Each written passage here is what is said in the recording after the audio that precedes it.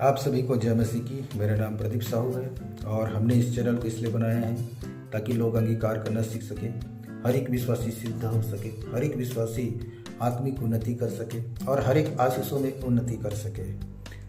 क्योंकि परमेश्वर एक ऐसी कलीसिया को चाहता है जो सिद्ध हो, जो पवित्र हो, जो निर्दोष हो, जो निष्कलंक हो। और यह केवल परमेश्वर के वचन के द्वारा ही हो सकता है, क्योंकि इफिसियों की पत्री अध्याय 5 उसके 26 और 27 पद में इस प्रकार से लिखा है कि उसको वचन के द्वारा जल के स्नान से शुद्ध करके पवित्र बनाई। किसकी बात है? कलीसिया की बात है। कलीसिया कैसे सिद्ध होगा?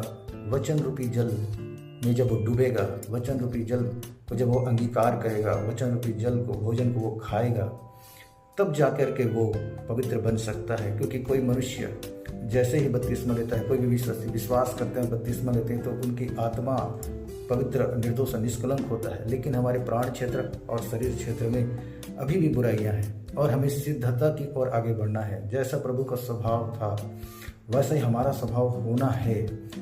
जैसे प्रभु चाहता है कि हम निर्दोष हो, सिद्धता में आगे बढ़े, पवित्रता में आगे बढ़े, तो यह केवल परमेश्वर के वचन के द्वारा हो सकता है। तो कौन से वचन के द्वारा यह हो सकता है? क्योंकि बाइबल में प्रतिज्ञा के वचन है, आशीष के वचन है, बहुत सारे वचन है, परमेश्वर की आज्ञाएं हैं, परमेश्वर की व्यवस्थाएं हैं, बहुत से प्रकार की यहाँ पर टीचिंग है। तो ऐसा कौन सा वचन है जिसके द्वारा कलीसिया सिद्ध हो सकता है? आज बहुत सारे लोग वचन अंगीकार करते हैं, प्रतिज्ञा के वचनों का अंगीकार करते हैं, आशीषों का वचनों का अंगीकार करते हैं और चंगाई छुटकारे के वचनों का भी अंगीकार करते हैं। वो भी बहुत सही है और करना ही है, उससे भी हम अच्छे से सीखेंगे। लेकिन उससे भी बढ़कर हमारे जीवन के परिवर्तन के लिए जो वचन है, हमें जो सिद्ध बना सकता है, कलीसिया को जो सिद्ध बना सकता है, वो ऐसा कौन सा वचन है जिसे हमें अंगीकार करना जरूरी है? क्योंकि आगे यहाँ लिखा है 27 पद में, और उसे एक ऐसी तेजस्वी कलीसिया बनाकर अपने पास खड़ी करे जिसमें न कलंक, न झुर्री, न कोई और ऐसी वस्तु हो, वरन पवित्र और निर्दोष हो। ये कलीसिया की बात है। कलीसिया कैसे पवित्र होगा? कलीसिया कैसे सिद्ध होगा? कैसे सिद्धता में आगे बढ़ेगा? उसे केवल परमेश्वर का वचन ही कर सकता है। और आज इसकी टीचिंग नहीं है। आज सिर्फ आशीषों का ही वचनों का ज़्यादा प्रचार होता है, चंगाई छुटकारे के वचनों का ज़्यादा प्रचार होता है, उसी का ही ज़्यादा अंगीकार करते हैं। मैं उसके खिलाफ नहीं हूँ, वो बहुत ज़रूरी है, लेकिन उससे भी बढ़कर हमें हमारे जीवन का परिवर्तन भी जरूरी है।